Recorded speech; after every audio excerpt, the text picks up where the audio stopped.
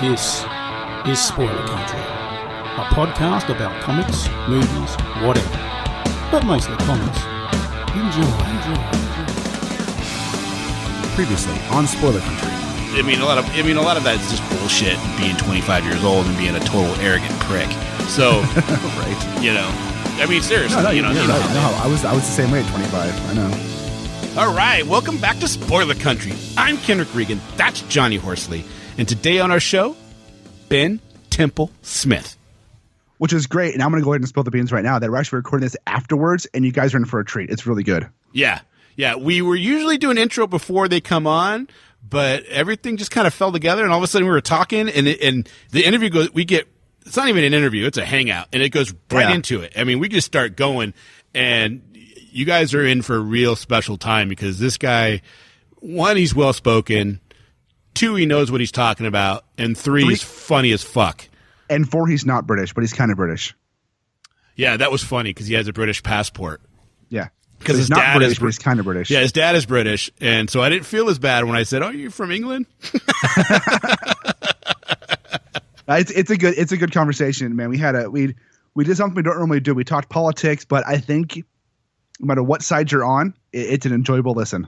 Yeah. Well, we talk politics, but nothing hardlined.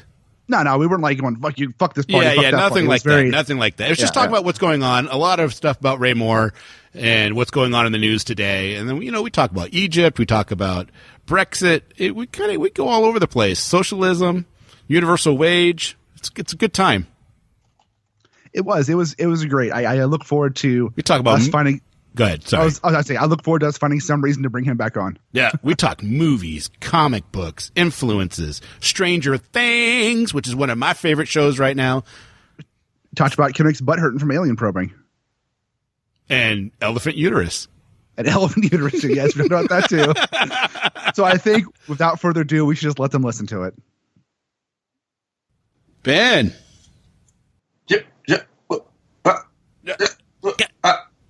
It sounds like you're going through a tunnel. Can you hear me, Ben? Yeah, can you? What? Man, you're being a fucking dickhead. So you're laughing. He's actually just dying right now, and you're laughing at him. Oh, you didn't think it was real? I believed you, but this asshole didn't. It sounded so real. I was worried. I was really worried for you. Yeah, it was. I thought it was real. How's it going, man? Hang on, sorry, I got a mouthful. No worries. That's what she said. Hey-o. Well, then she was lucky. I'm very good. I'm obsessed in reading about Roy Moore. Oh, jeez. Oh, no. All I want to do is talk about Roy Moore. I'm sorry. Let's do it. Because I wanted to ask you about Berzanga anyways. I don't know what Brazanga is. Is that like a lady? Isn't that how you say his last name? Roy Moore? No. The DC Brazanga editor. sounds like an exotic stripper. I have no idea who that is. Berganza. Berganza? Oh, the DC guy? Yeah, Eddie Berganza. Okay. Oh, yeah. What did I say? Why did you say that? Speaking normal English terms before you say it. You mean Berganza? I think it's Berganza. Like now, I'd have to look up his fucking spelling. I'm sorry. Yeah, it's Berganza. I don't know. I just look at a word and think, oh yeah, that's right. So I always assumed it was Eddie Berganza, like a bonanza, but I have no idea. Honestly, I'm not going to. But he's not worth me looking up his name now. Right. He's let go and fired, and he's gone for this bullshit he did. Well, I mean, I can tell you as a freelancer who honestly has never really worked for the big two, although I have been lucky enough to do a few little things for DC, nothing regular. And it's like as soon as I ever work for a big company, the person I worked with at that company seems to have moved on. So it was me. I never worked with him in person. It was all on the internet. Well, that just sounds even worse. Sounds wonderful. No, I didn't experience anything with him, but even I knew that he was a little off. That he could be or had been a little inappropriate. And, I mean, nothing in the most recent past, nothing I could relate to you. But he was known, even to me as a freelancer who had never particularly worked in the corporate sphere, really. It's just like you hear this with the comics community. So, I mean, and I honestly would say this because I presume to treat women well. Right. I hope my brought me up right. That I wouldn't have felt comfortable and there's not many. I would say he's literally probably one of only two people I ever heard stuff like that about through the grapevine sort of thing. That I wouldn't presume to ever let a lady be alone with him if I at all knew them and knew anything about and didn't presume to know, that's his absolute friend, lady, person, whoever, whatever. So I would never try to put someone in a position to be to have been alone with him or stuff like that. But I mean, who am I? I'm just some random freelancer. I don't know, but no, we'd get around, and I'm happy. It just happened many years too late, honestly. Yeah, it sounds like it was for a long time that was going on. Well, it's like I draw ridiculous indie small time webcomics and shit, and I knew about it at least over a year ago when it came out, and people were bitching about it on Twitter last year and posting all these articles and things about it, and it didn't nothing happened until this year when BuzzFeed or whatever it was posted an article about it. And it's like, what the hell? I mean, people know I've knew about this, and people in my circle, which is a small circle, knew about this last year. Yeah, and now you have Andrew Kreisberg, and then. Andrew Christ. You didn't have to tell me who these people are. I'm sorry. That's all right. And Andrew, I'm not even reading about Roy Moore. I'm just obsessed with the child. Yeah, well, it's all like part of it. I mean, because all these sexual allegations are just like the last 2 weeks has just been ridiculous. It was just Weinstein. It's good though. I mean, it is good. It's a purge. Good so long as it doesn't reach some sort of point of hysteria where, because that can get dangerous at that point. That's my only caveat. Yeah. Obviously. An accuser, if there's more than one, where there's smoke, there's fire. I mean, that shit, you can't organize that shit. But, it's always been different when it's a he said, she said thing.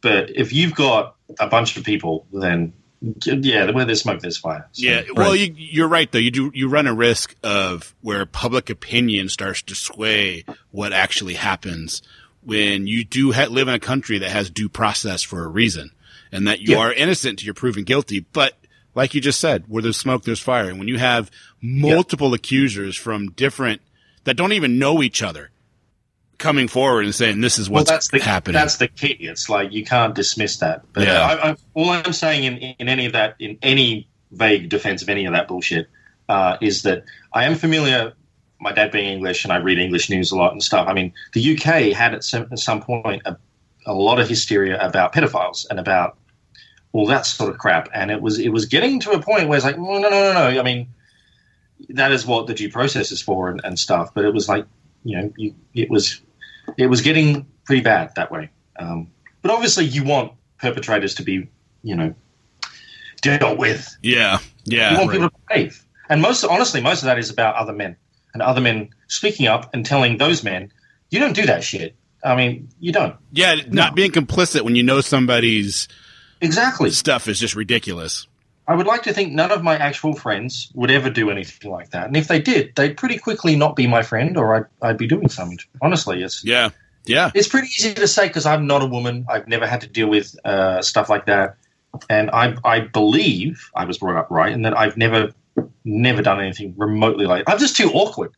Right. My shyness and awkwardness saved me from being a creep. To my knowledge. You fit right I'm the in. Same way, man. I'm the same way. I don't know what's going to... No, it's like, and the comics need more women, so, you make it harder. Yeah, I've been reading the Gail Simone's new Conan and Wonder Woman. It is awesome. Sorry, who's new Conan? Gail Simone. Oh, okay. I've met her once. I've never actually honestly read a book of hers. It's not like I'm a fan or not a fan. Yeah. Well, I've never read anything from her. I know Johnny's read a bunch of stuff from her, but I've only read the new stuff that she's doing with Dark Horse with Conan the Barbarian and Wonder Woman. And it's awesome. It's fun. It's a crossover that makes sense when you read it. It's not Wonder Woman like that's in DC. It's a different version of Wonder Woman with a different name. It's Wonder Woman from Themyscira and all that kind of stuff, but it's an early iteration of Wonder Woman. Does that make sense? Yeah. Honestly, you're talking to the wrong guy, really. I don't mean in a bad. I've just never read one. I haven't even seen the film, so I literally almost know nothing about Wonder Woman. Yeah. So except she comes from an island, lots of ladies. Well, you see, she's a woman and she's wonderful. There you go. Now you know all you need to know. Right. Wait. And she saves the day. Multiple times. If I was a small child, you'd have to explain to me how Wonder Woman is not like married or in a relationship with Wonder Man. Well, you see, one's DC, one's Marvel. You're talking to a Luddite. I have no. Is Wonder Man DC or Marvel? I don't even know. Wonder Man's Marvel. Look. So Ben, Are you done with it yet? I'm so sorry. No, it's hilarious. Are you kidding? You're fine. So Ben, you've been doing a lot of stuff lately, man. You had Squidders a couple years ago. Yeah, Blackholers going on now. What do you want to call it? Blackholers? Holers, right? Blackholers. Did I say hollers? No, it's a made up word. It just sounds dirty, and that's why I like it. Yeah, it does sound dirty. It black sounds, holes. And the tagline is black hearts, black holes. It kind of makes me want to tell my mom, I need you to go to the comic book store and pick me up a copy of Blackholers. She'd be like, what? It's just a word that really old, like delightful old ladies should say, and it just sounds dirty when they say it. Got the Blackholer saying? Get the nicest, oldest lady you could find and get it. Black hole. So No, I've been very busy. I'm still yet to deliver on a whole bunch of stuff that's coming. I'm going crazy with like 3 projects right now and a whole bunch of other stuff. So, I'm doing a lot. All thanks to Patreon, that was. Yeah, we met at Jet City, and you were talking about you're doing a lot of stuff through Patreon now. And how do you, as somebody who's an independent artist or creator of something like a comic book, what do you think is the best steps to do to mimic what you're doing?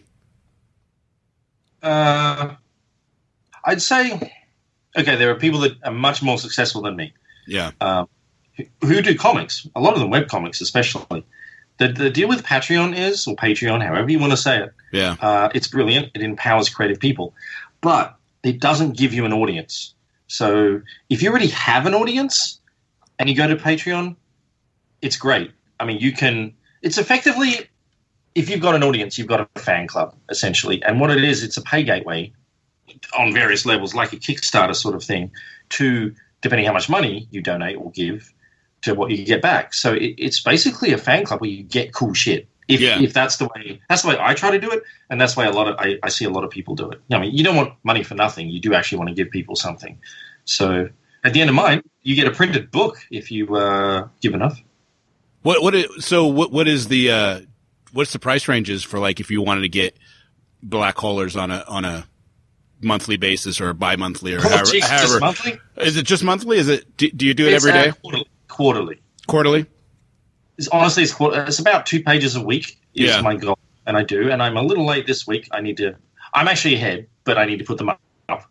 2 pages a week averages out for the volumes I make and print quarterly. So but bear in mind, this is not the cost-effective way to get a book, is by donating it's like $25 a month gets you all of my process, all of the workings. I mean, because it's cumulative. So $2 gets you a basic blog, $6 gets you every new comic I'm doing with all the process and a PDF when it's finished. Oh. And then $25 a month gets you a printed copy at the end, but not just a printed copy. And it sounds like I'm trying to sell it, but I'm not. No, it's okay. I want to make people feel special. So sell it. I printed the comic. It's signed and numbered. There's a very small number of them in a wax sealed envelope with prints and stickers and extra stuff. Oh, that's cool. What they get for that. So are you only doing through Patreon now, or are you doing Kickstarter still as well? Because you did Squidder through Kickstarter, right? Yep, and I have a whole bunch of boxes full of my next Kickstarter book getting ready to go out. So they take way much longer because it's a huge cumulative task. So, but I'm going to get the post office to pick them all up at once. So it's like, screw that. Yeah. Because what we're doing is so we have our normal, just our normal podcast where we're just talking a bunch of shit and we talk about things we like, and it always comes back to comic books because me and Johnny both love this medium. He's a actual artist, writer. I'm just a fan. I pretend. But you sound much more intelligent and creative. Yeah. That's good. He has a radio voice, and I'm sorry, man. No, I'm kidding. But No, it's. I mean, he has a truth, nice man, voice. the truth hurts. He does have a nice voice. It's a very sexy voice. I'm jealous. No, you're the sexy voice. Oh, He's calling me the idiot. You're the smart one. Come on. well, hell, I read this totally wrong. Why? Thank you. I'm trying to play you off against each other. But now I'm like, I'm the one that has to explain this to you. Are you sure you bet on the right horse there, Ben? I don't know. No, but we do. I'm So we have tired. our normal podcast and we do some things. Yeah. But one of the things that we try to do once a month or twice a month is get on with Kickstarter independent artists and creators to say, hey, let's do a signal. We call it the signal boost, you know, and it's kind of cool because we do 3. We try to get 3 on per episode, and we just kind of we talk with them and go over everything, and then we put it out there and say, this is how you get a hold of these guys. This is their Kickstarter. You know, get out there and give as much money as your wallet will bear, because these guys, this is to us and to me, the independent scene is kind of like where the best blood is at right now. You know, you get some amazing stuff out there that you don't get on the with the big 3. You also get the benefit of giving your money to actual human beings, not corporations. Yeah, That's a huge benefit. that's a huge one, right to the people that need it the most. You know. That's why I explain Artist Alley to people. So, you know, when people buy shit in an Artist Alley at a convention, it's like, oh, that's helping real people in the local economy. But when you go to, like, the main floor and the big booths and, like, the toy company, all that shit, that's, like, the giant corporate shit. And, you know, who knows where your money goes, ultimately. Yeah, I love it. It's nice to support grassroots. Yeah, I spend most of my money at cons and Artist Alley, and I have for the last, 10 years for shows I've gone to. Yeah, all my money usually almost always goes directly to creators. I mean, we met Stefan Frank, who does Silver, and he worked on the Iron Giant and stuff, and he came on our show. He was great. He was an amazing guy. But we met him at San Diego Comic-Con and I was there literally opening day of the con. Within 5 minutes, I've given him like $80 of my money. But I was happy to, because I got some amazing stuff. Massage. That was just for the massage, right? That's right. Yeah. That was just that was all it was. It was beautiful to watch, man. You should have seen it. Oh, did he get excited? Did he? His eyes did. rolled back and everything. I scared some women away. Oh, his eyes, right. Sorry. I didn't even ask you if I'm allowed to swear on this. I apologize for my language. Swear as much as you fucking can. Don't fucking worry about it. I'm actually courteous, well-spoken Australians. Well, I do swear. They are known to swear from time to time, right? Yes. Okay. Wait, you say you're curious, well spoken, but one of the first things you taught us at Jet City was how to say fucking dickheads in Australian. That's right. Yes, the classic Australian. Yeah. Or Australian accent, which I don't actually have. I have a more cerebral, whatever they call it, accent for Aussies. I think I could be a newsreader in Australia. Put it that way. Yeah, you could put your hand up to one ear and read the news. Yeah. That's the classic. That's the classic stance. In America, you don't get someone with a thick Alabama accent speaking on the national news. You just non-regional dialect. Yeah. Which is the accent that people in the Northwest usually have. They usually tell me, "Oh, you sound the guys on the news." And that's how I hear people from like the East Coast talk to me. Like, thanks. People from the East Coast. Yeah, because the East Coast has accents, and the East and the South. Some. But some of them do. Yeah, well, Brooklyn, right? Jersey. Oh, yeah, if you're dealing with a very yeah. If they read the news, that's going to sound a little funny too. But yeah, I guess it's just basic American. You guys sound delightfully basic American. Yeah, to me. Yeah, totally. We're so basic. We're just God. basic. No, what I mean is, it's like you don't sound like you sound like you could be a rocket scientist. Nice, I like that. I'll take it. It's weird. Its accents are weird. It also kind of can denote education level. I'm just saying. You don't get too many very rural sounding, for whatever accent, in many places. Pulitzer Prize winning authors and Nobel Prize winning scientists. You just don't. I mean, they might, but they sort of get big out as they go. Do you know what a Yorkshire accent is? This is weird, but you have to answer it. If I heard it, maybe. Yeah, I wouldn't be able to pull it out. I would assume it's somebody from England, right? Yeah, but in Yorkshire. But if you know Monty Python, there's a sketch called The Four Yorkshiremen, and they're very, very rustic accent. But I found out that Patrick Stewart is from Yorkshire and used to have that accent. But he changed his accent to the Shakespearean English for being an actor. So he's well-spoken. Oh, that's funny. Yeah. But I would love to hear him sound like he's like from a little small country town and has never read a book in his life. Is it like an over-exaggeration of The English accent? When you think it's just an accent. Just an accent. They're all different. They're all different in many ways. Terrible, but I mean, I don't know. Like when you hear somebody from Texas, right? They have a very slight Southern drawl. Then when you hear somebody from, from any of them do anymore. They all sound normal American to me. Well, it depends on where they're from. If they're from Paris, Texas, they definitely have an accent. If they're from Dallas or Austin, then they're big cities in San Antonio. Oh, you mean real Texas? You mean real Texas where the Texans actually are? The majority of them? Yeah, with the steers. Yeah. Yeah. The steers, not the queers. This country is all city and country now, and the country hates the city, and the city kind of hates the country. That's politics in America. Yeah. That's true. And the divide of that is very curious and sad. It's kind of weird, actually. It is kind of weird because you go out to the country, they call you city slickers, and they've always been that way. Well, I'm for it anyway, so they just tell me to get out. No, do you get that? Do you ever actually get people that don't want you around? One of my good friends who was in the neighborhood when I used to live in Chicago, sometimes he would drive past me and he would literally yell out the window as a joke, "Go back to your own country." But if there were other people in the street, they saw that, they'd be like giving me funny looks and him funny. It was all in good fun. Because I'm very lucky I'm a white man, so it's kind of like winning the lottery. And I appreciate my privilege. So, I don't appreciate. I mean, I'm aware of it. I do appreciate it. What are you supposed to do? You can't feel. What are you going to do? You got some privilege. You're a white male in America right now. It's not like you can give it back. No, but you can be conscious of it and help others. That's right. There you go. That's what you can do. That's what you can do. So you lived in Chicago? I have lived in Chicago. Yes. Now you're in Seattle, or yes. We can. Hey, Ben, just before we go on, just so you know, if there's anything that is said or we say or you say that you're like, hey, can you take that out? More than happy to take anything out that you don't want to be on. Oh, you like how I went into business with a guy named Menton 3 and kind of lost a lot of money? Yeah. No, that went up on Bleeding Cool. It wasn't just me either. It was a lot of people. So, yeah. No, I've lived. Let's forget that. But don't edit it.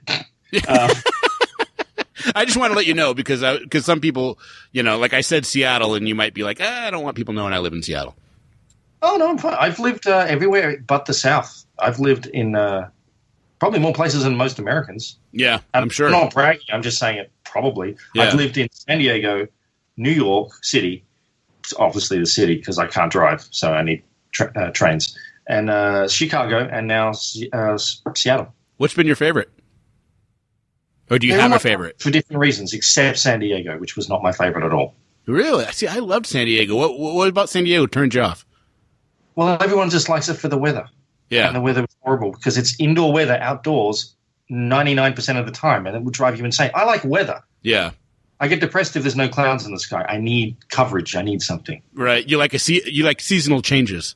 Yes, but also San Diego Comic-Con, back when it was actually a con with comics properly, was the most cultural thing that city ever had. It's a city of, it's a military town in a way. It's got the bases and stuff and the Navy, and it's a very Republican town. It is one of the wealthiest median income cities in the country, and very Republican, very conservative, which means they're not really big on the arts and all the other stuff. So it was, it was nice. Don't get me wrong. Yeah.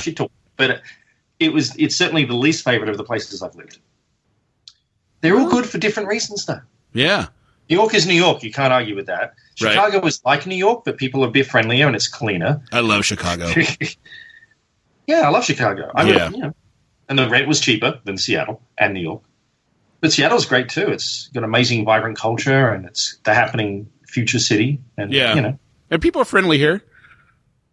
They're very open. They're friendly to me. Yeah. I can't comment on I do notice that people in the South are extremely friendly and hospitable. That's like their staple, right? Like when you go to the South, they always say, "Oh, they're so polite," and it's true. Like you go to Atlanta and you go around the city in Atlanta, everybody is extremely polite. I don't know what they're saying when you leave, but they're really polite to your face. I've never actually been to Atlanta yet, so. Oh, you gotta go check it out. It's pretty. Maybe I'll try to go to Dragon Con next year. Yeah, That's my cool excuse to go. I went to Dragon Con one time, and I totally didn't know I was there. I got completely... Was this a normal Saturday night for you, was it? It kind of was. I was there on a business trip. I got completely obliterated, and someone said, let's go to Dragon Con. I didn't even know where I was at, and then I don't remember the con at So all. you randomly, drunkenly turned up to Dragon Con. Yeah. Which apparently is pretty drunken in the first place. That's all I've heard. Yeah. That's all I've heard too. Yeah. We were pretty messed up. I mean, we hit some strip clubs, we hit a bunch of bars, and yeah, it was a nutty Tell time. me more. Is this where you met, what was her name? How did you say Eddie Berganza? The stripper's name, Berganza or whatever it was. Berganza. He was stripping one night and Kieran gave him a few 20s, and they went backstage.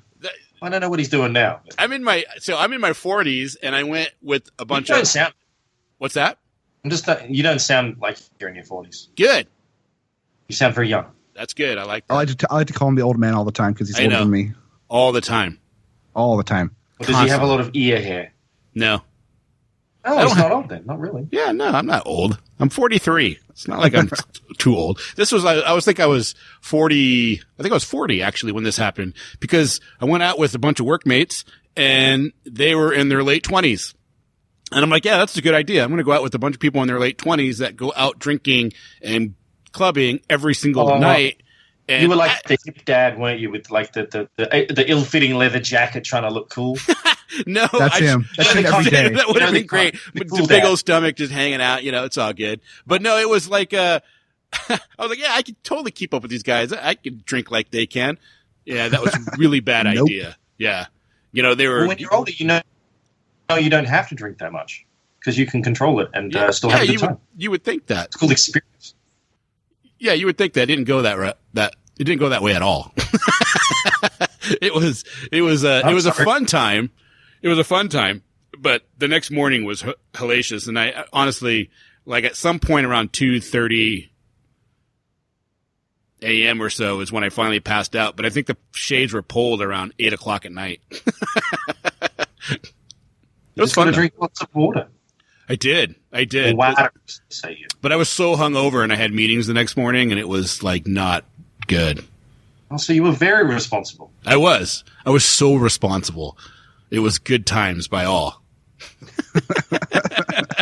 The office lights were bright. Felt like a movie star. All I've learned so far is you like to drink badly, go to strip clubs in Atlanta. Yeah, yeah. And good for you. That's all I need. That's all I need to know, really. I mean, that's Kendrick in a nutshell right there for you. Oh, that's terrible. It sounded like a fun time. That's terrible. Yeah. It was fun. It was fun. But I mean, every time anybody brings up Dragon Con, it brings you right back to that. I don't. I tend not to drink like that. I do like to have a beer here and there, but I'm not a heavy drinker, so I don't know what I was thinking. I think everything just hit me so fast because we were out and it was like shot after shot. Man. Yeah, maybe. It was not a good idea. Myself, so I only drink at shows pretty much because that's the only time I get to be much sociable, really. So how was Jet City for you? Oh, it was pleasantly nice. It was like a small show, but it was actually really good for a small show. Is that your first time at Jet City? Oh yeah. Yeah, it was very well organized too. I was like, I can't speak highly enough of it. It was a really nice convention center too. It was really nice. Yeah, Johnny loves Jet City. Yeah, it's one of my favorite ones to go to.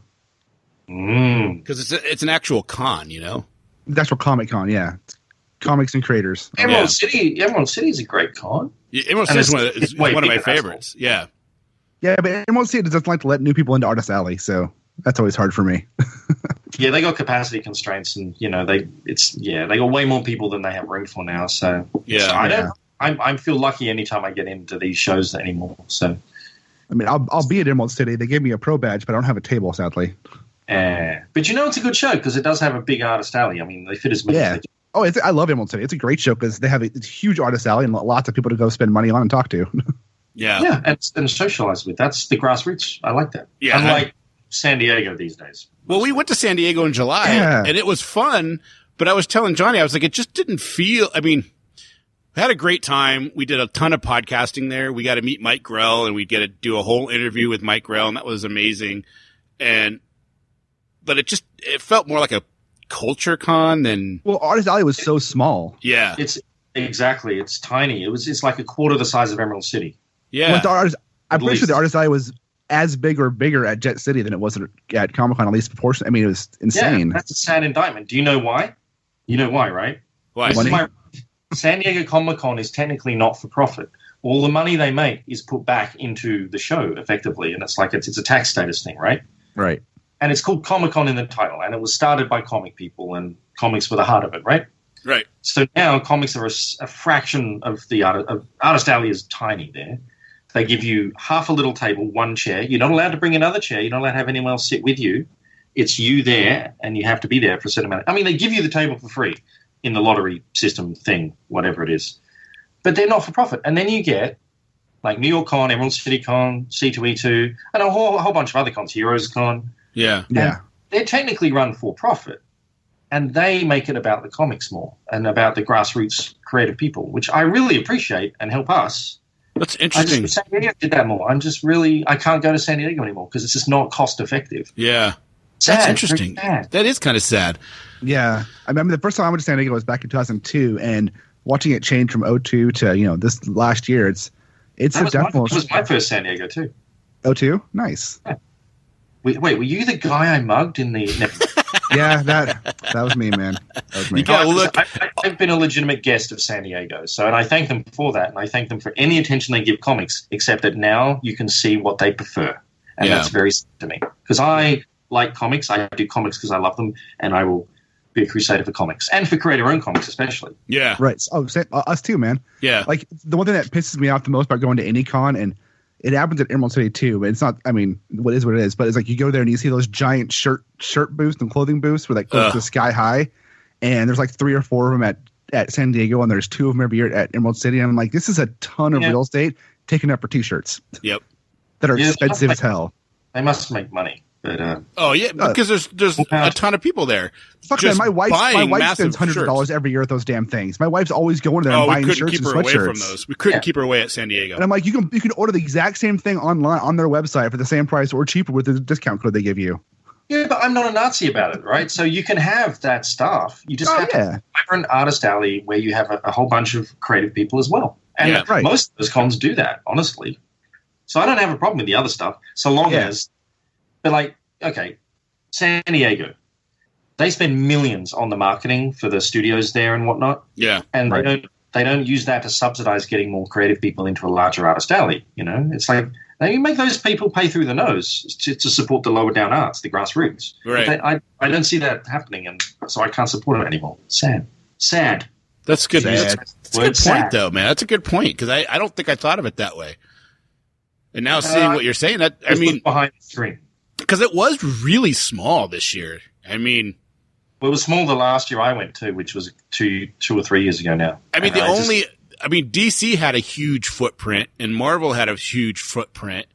But that's corporations. That's different. Yeah. And Neil Adams had a prime location. He always does. Yeah. He always has tons of booths. But Neil has a thing going on. I don't understand that.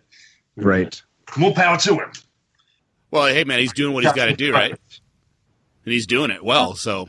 You want to charge for photos and signatures and charges people complain about you a lot to other creative people. Well, that's what he gets, but he makes the money. So. Yeah, he charges a lot. Mike Grell was awesome. He didn't charge you if you bought something. He didn't charge you for his signature. We took tons of pictures. He was like, "Hey, bring."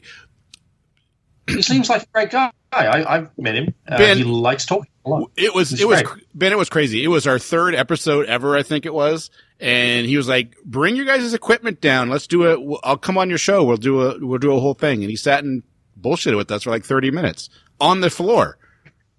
Yeah, it was great. I mean, you don't get that very often with somebody. We had just started recording. And we got Mike Grell to come sit with us, which was pretty awesome. Well, I would do that.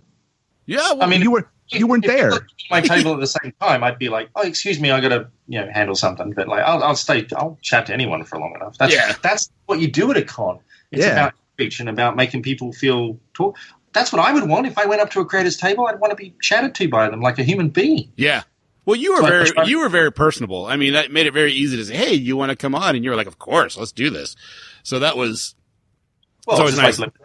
And most people that we meet in this industry, because that we concentrate on comic books, and because it's to me, I just love it. But most of the people that we meet have been very accommodating and wanting to come on and talk about stuff, especially the independents, because they want to get their name. We want to get their name out there and say, "You guys got to check this stuff out," because they got some amazing stuff. Why? We sit at home. We got our own. We got people to talk to. You need an outlet. Yeah, a little. I mean, my wife gets bored of me half the time with the shit I talk about. So, Oh, I know how you feel. so it's like, oh, I can talk to another a different human being who hasn't heard all my shit before. Stuff like that. You can, Perfect. I mean, not all this was social. I'm actually quite shy if I don't have a reason to talk to someone. But, Yeah. we do it. And I appreciate, I try to be the creative person and approachable that I would have wanted growing up if I had actually had cons when I was growing up, which I didn't. I appreciate it from a shy person's perspective. So you got to do the work for them to bring them out into the party. yeah, Does that's that make awesome. sense? Yeah, no, that's perfect sense. I'm not saying I'm good. I'm saying I'm mindful of it. Yeah. No, that's the start, right, man? That's a start. Yeah. Well, you want to be personable. You want to be. I mean, some of these guys are sitting there looking at your work, reading it over and over again, and they feel a personal connection, and then they get there, and there's always that adage, you never want to meet your heroes, but when you have a chance to make a moment with somebody, whether it's 20 seconds or 5 minutes, it's a cool thing, man. I mean, everyone has a bad day, but Right. and if it's a busy show, you can't literally give everyone 20 minutes of your time because That's there's right. so many people, and I do try to give as much of my time, but yeah. So I apologize to anyone if I've ever seemed abrupt. It's because other different people are talking to me all at once, and it's like crazy. And Yeah. yeah. No, I always try to chat people's ears off, and you meet some amazing people and have great conversations. So mostly.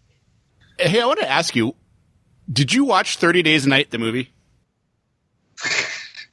You're asking if I just watched it? Okay. No, not just watched it, but have you watched it? Because I've met other people that have written stuff or drawn stuff that's got made into movies. They won't watch it, or some of them have watched it. You know what I mean? Well, they might be old jaded people because when you're in your mid 20s and you have one of your first works turned into a movie 5 years later, though. 5 years later. So I was actually probably 29, 30. No, I mean, I was invited to premieres. I went to the premiere and, I saw it at least 6 times in rapid succession because I was invited to things where they wanted to do show stuff. And fuck yeah, I'm on that gravy train. I'll go out. I got invited to the Philippines. So I went to the Filipino premiere of the movie. Oh, that's awesome. How was Yeah, that? that's awesome. That was all right, but I didn't want to see the film for a 5th time, but I still sat there. Great, It's an experience, even if I didn't like the film, and I didn't hate the film at all. Yeah. So, okay. It wasn't the book. It was close to, thanks to the director, because he worked wonders. But, yeah, man, I went to the set of the movie and everything. I enjoyed it. But I was only a small part. It wasn't my film. It was Steve's film more than anything, because he even wrote a first draft screenplay for it. So, Oh, cool. yeah, he was much more involved than I was. It was his baby much more than mine. I was just on a ride. I was still happy just to do comics at that point, and I still am. Yeah. Yeah. That's cool. Fuck yeah. Fuck yeah. That's what we say. We had Actually, we say fucking A, mate, but yes. fucking A, mate. We had Richard Cadre on last week, and he's Oh, yeah, you mentioned. Yeah, he seems to like my stuff, and I thank him very much. yeah. Well, you got some awesome stuff, dude. You have when you see He's a nice young man. He's a very nice young man. Yeah, he's a very nice young man. I'm sure. Well, sexually, I don't know him that way, but he looks very nice. Yeah, he's a really cool guy. He's And very he's a personable. photographer and all sorts of things. He's very creative, it seems. Yeah. Yeah, he did it. Like he's wrote for Hot Wired magazine. He did an interview show for I can't remember the name of the website, but back in the 90s. Yeah. Sandman. Yeah, Sandman Slim. He's a guy that has got me on a book and gotten me some work. Like, because I did a half an issue of a Lucifer comic with him because of him. He said, "Hey, get him." I guess I thanked him anyway. You did He's the a guy Christmas one, right? I'd like to have a drink with and say thank you sometime, and I've never been able to. So, He's going to be at Emerald City. well, maybe that's the problem with big shows, though. Is you got to coordinate shit, and if you don't already know someone, it's hard to. Yeah. Maybe. I'll invite him to my house. There you There you go. go. There you go. Yeah.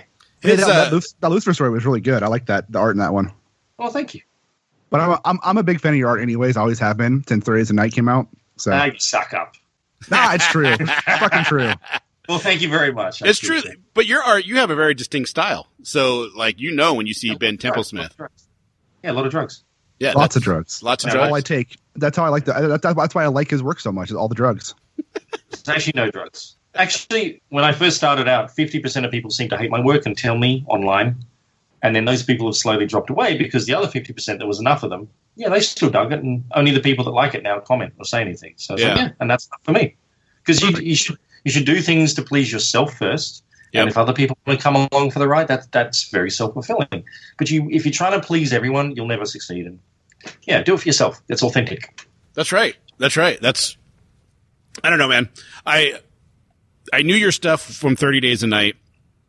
Mostly that was because literally the first or second thing I ever did. So thank you.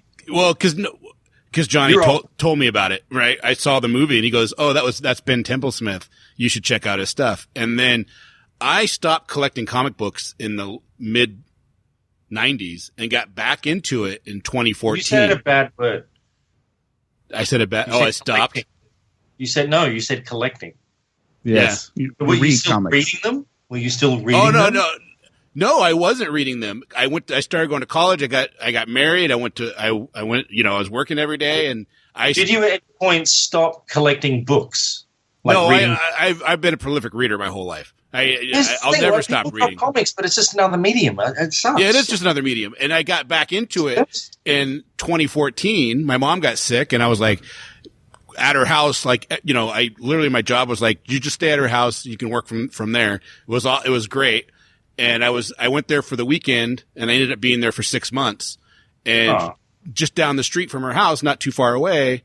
Cause me and Johnny both grew up in Bremerton and just down the street from her house though was a comic book store. And I was like, oh man. And I loved comic books. I mean, I breathed comic books when I was growing up. Yeah, I learned how to read from comic books as a kid. I taught how to read. Yeah, that definitely was a big part for me too. Was my reading comprehension definitely went up from reading comic books. And I started drawing because of comic books. And when I was like 9 years old, I started drawing because of the Batman and Wolverine comics my dad bought me. Yeah, they did research, and kids that read comic books growing up actually end up with bigger vocabularies than kids that don't, because comics use big fancy words. Yeah, they do. All my kids, I have 5 kids, and all 5 of them read comics. So that's awesome. 5 children. I do have 5. He's got a brood, man. I'm so sorry. But you play around to die. Moments. But 2014. I'm kidding. I got back into I went to the comic book store and I was like, I want to read a good book.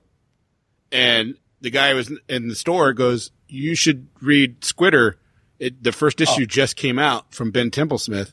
It's pretty good. You should check it out. And cause I told him, I said, I really like supernatural and like horror detective. Like I love, like if you have a detective like Constantine and Supernatural, then I'm already hooked. He's like, well, you should check this out. It's actually pretty fun. So I started reading it. And then your Squidder book was the first book that I started reading again to get back into comic books. And now I've read like hundreds of titles since then.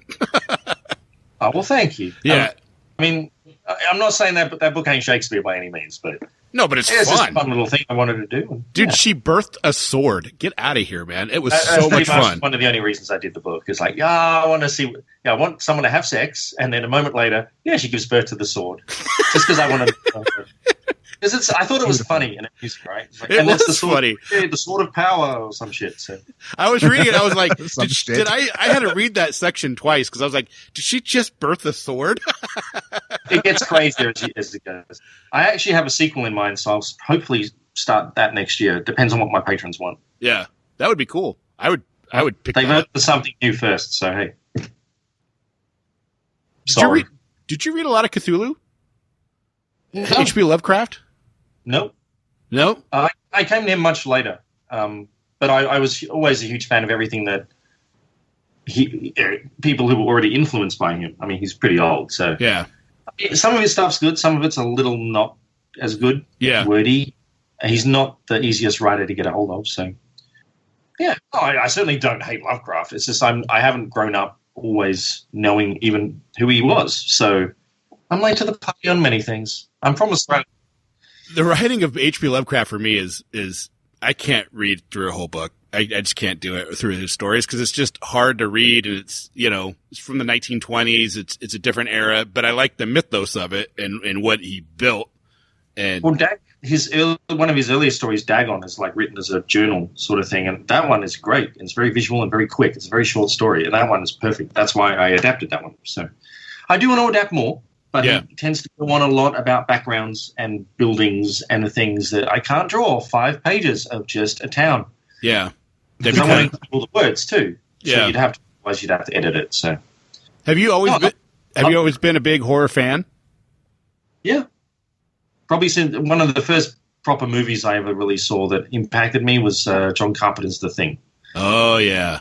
So I was hooked on science fiction, and horror at that point, and especially combining them.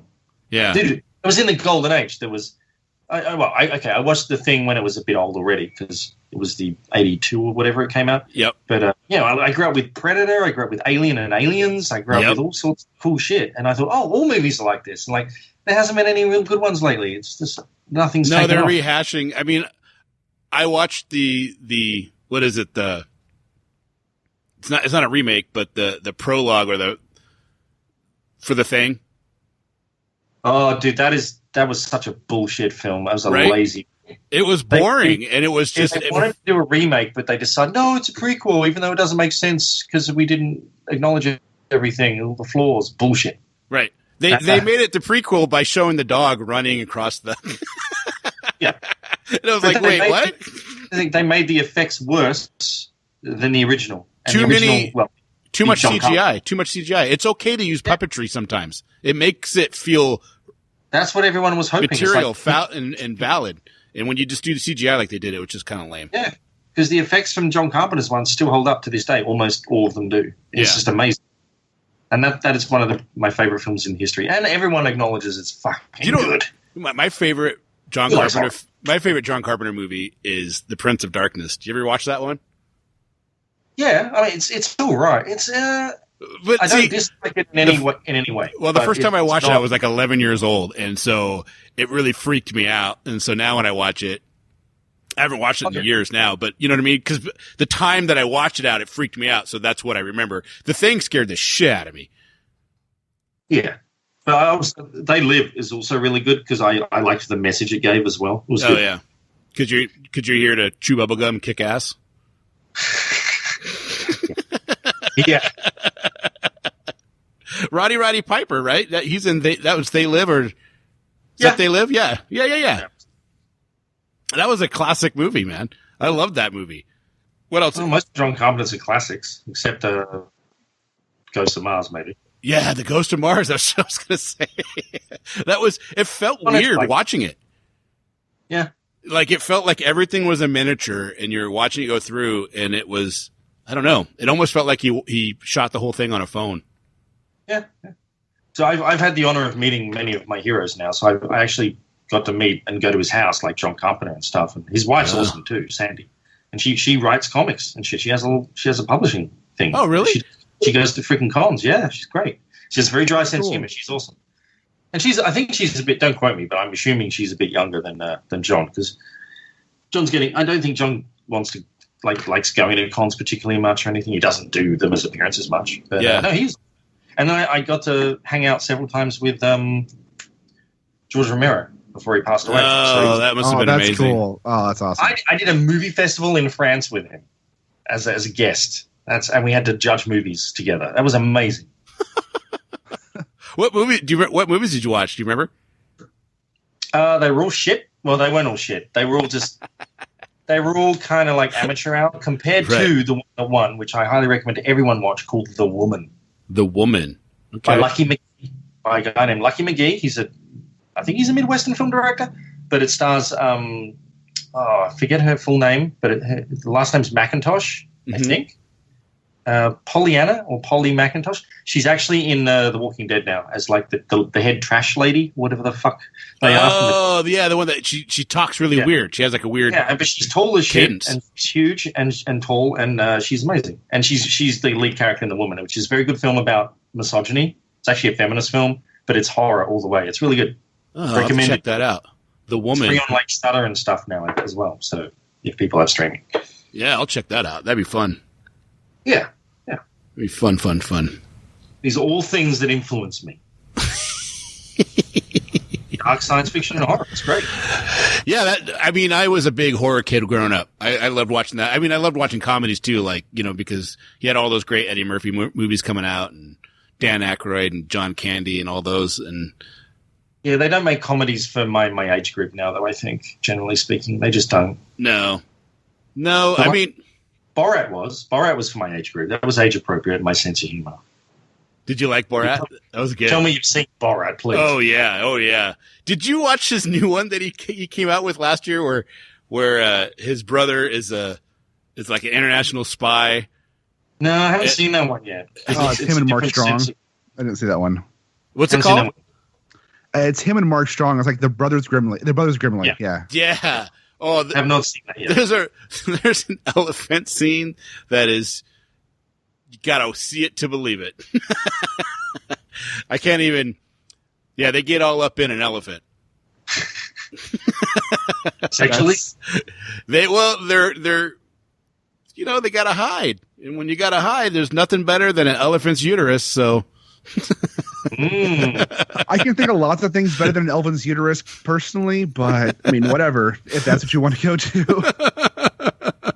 I don't know. That movie, I thought it was funny. I was laughing my ass off through the whole thing. I don't know. Tori haven't seen it. Yeah. I didn't watch, what was the other one that he did after Borat? He did Bruno, which Bruno. I didn't really like, sorry. Yeah, I talked to a lot of people who didn't.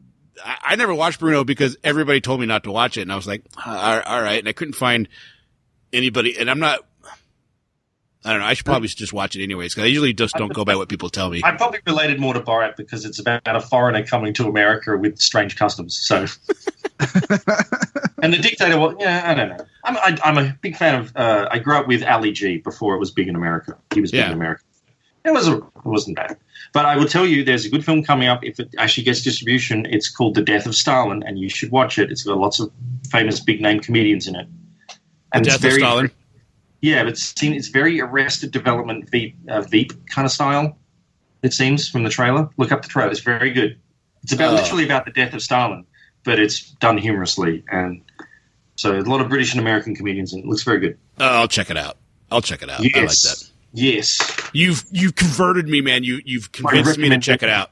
Well, it's got Steve Buscemi and Michael Palin in it, so, and Jason Isaacs and done. Frame. He's just looking it up, isn't he? Yeah, I got it right in front of me to watch the trailer after we get off. I think it's not bad, but I don't know if it'll get wide distribution. He's going to watch the trailer after he gets off. That's kind of weird.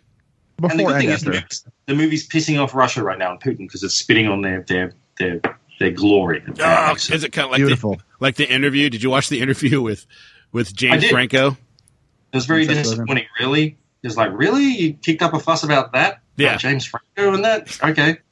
His acting in that movie was so weird. It was like you could tell he wasn't. I don't know. It felt like no one was having a good time actually making the movie, and then just what it was about is what freaked everybody over in North Korea. So it wasn't really anything. I would say The Disaster Artist, he actually looks like he's good in that, and that has like a 95% Rotten Tomato rating, and I'm going to see that film because that one looks good. Is its own culture, and this movie will be good. Nice. I think so. Oh, it's dark science fiction. I want more dark science fiction. Right. What was your thoughts on Prometheus? I liked it more than the one that came after it. Yeah, the one that just came out. Alien Covenant. Answers. The best thing about Covenant was that James Franco, they fucked you. They said, hey, James Franco's in this film. I said, nah, we're just burning him alive in the first 2 minutes. He's not in it. I was like, oh, shit, yeah, that was James Franco. I forgot. Because we'll release some YouTube video clips that you might watch before the movie that actually makes you understand the fucking movie a little more. Why would you do that? Why don't you just put it in the movie? That was fucking dumb. That was so stupid. You think that was Ridley Scott doing that? Saying, hey, let's just do this? Or that's all production company? I had a lot of respect for him, but I think he's fucking up now. He's getting too involved with himself. Well, he said something like he's going to be making Aliens films the next decade or something like that. And it's like, why, dude? Wish he did, but only if they're good. Right, Someone needs to tell him no sometimes. Well, you know what? I liked the second Alien vs. Predator film. And a lot of people don't. I like them all, but I know what they are going in. They just fun. Fun. But he's totally know what they are. Yeah, he totally poo-pooed all those, right? He said none of these have happened because I didn't make them, so none of them happened. and that's his right to do so. But give us something coherent. Right. Right. And he doesn't even want to make it about the aliens now. And it's like, oh, yeah, well, the robot. I mean, it's funny in a way, but the whole movie itself, the story just wasn't that great. He's glossed over all the interesting bits and made it about other shit. Oh, well. Yeah. What can you do? I mean, I enjoyed watching Covenant, like, through it as just sitting down and watching a movie. But yeah, I didn't do it that way. But Alien and, like, James Cameron's Aliens, those two movies, I've watched them a million times. Yeah, you know what I mean? Classic. Yeah, I don't want to go back and watch Prometheus. You still feel for the characters. You remember the characters. How many of the characters in Covenant do you remember? None. I remember Danny McBride. Only because it's Danny McBride. He's the only one that you even vaguely gave a shit about. Because, like, yeah. And it's only because he played Danny McBride. Yeah. And also because the story wasn't enthralling enough to have us give a shit about anyone. And how many times do you have to tell people don't go down to an unknown planet and not wear breathing gear? Just breathe in all the alien wildlife. These organisms might give you viruses and shit. No one in their right mind would do that. How many times have you growing up through life, have you said the words, game over, man, game fucking over? I've said that many times. Yeah. Yeah. All the time. All the time, man. I mean, there's just so classic. I mean, that was one that my sister, my mom is very religious. And so we weren't allowed to go see rated R movies or anything like that. But that was one that my older sister actually took me to go see was Aliens. You could read a book with incest and, and daughters marrying their fathers and shit. That's weird, man. And the torture that's weird. Yeah. I don't understand. They're just people protecting people from stuff that might be in the Bible, but everything else is not good. Right. That's weird. It is kind of weird. But, got to have faith, Ben. Come on. I have faith in some things, but not that. Sorry. Yeah, it made, yeah. You know what? No, that's a whole other thing. There's another line. Tell me if you use it or not. It was a bad call. I'm not going to say the name because it was a bad call, Ripley. It was a bad call. Like, have you ever used it? It was a bad call. It was a bad call. I've used that. Yeah. Yeah. Paul, what's his name? Reiser. Paul Reiser, yep. And did you catch him in fucking Stranger Things? I did. Yeah, he looked man. so different, man. He was totally being the Paul Reiser of Aliens, kind of, in a way. It was a tribute. Right. In many ways. But he ended up being kind of a good guy at the end, right? He was a good company guy this time. Yeah. Like, he came full circle. It was nice. Yeah. What do you think of Stranger Things? I love it. It's pretty good. Man, I absolutely love it. We want to do a whole episode on it because I'm a child of the 80s, and it just hits on all the buttons. The music is, and I'm noticing now when I watch other shows and movies, you can see the influence Stranger Things is having on stuff that's coming out now. Yeah, it's like, oh, wait, maybe we should take the best stuff from the stuff that worked in the 80s. Yeah. That generation are nostalgic for, and incorporate them in modern shit instead of being dickheads. Yeah, exactly. Yeah, that's a good way to put it. Yeah, I want to do a whole thing on it because I fell in love. I watched the first season twice, and then the second season I'm going to wait a month and then I'll watch it again. But if you'll notice, right, it's kind of okay for kids generally. Yeah, but it does have a little bit of bad language. But every now and again, the horror in it, like a certain character getting like eaten to death, kind of thing, like that's pretty horrific. Yeah. And that's the way they used to do it in the 80s. Like, they wouldn't pull their punches the way they do now generally for audiences. Right. Like, for ratings. My kids in watched the 80s, it. things were harsher. The fucking Never-Ending Story had a horse drown and the kid crying. Right. Dude, that was heart-wrenching. They wouldn't do that now. But Stranger Things kind of has that tone of it as well, which is really nice. I like that. Yeah. And Millie Bobby Brown will be a superstar no matter what she does next. So. Which one? Who? The chick that plays 11. Her name is Millie. Yeah. Millie. I don't understand the Bobby Brown thing because that just makes me think of Bobby Brown. Right. Well, it's your prerogative. And Whitney Houston, which is not good. So yeah. No. Why would you want that name? I don't know. But it's your prerogative. It's okay. It means there's actually another Millie Brown in Hollywood, the same way there's actually a Michael Fox. So Michael J. Fox had to put the J in there. I was like, come on. At what point do you win? Go, you know what? I'm just fucking Michael Fox, and I'm just Millie Brown. Well, Microsoft sued the guy. His name is Mike Rowe, and he made small programs on a website, and it was like MikeRoe, and he had it Mike Rowe Software.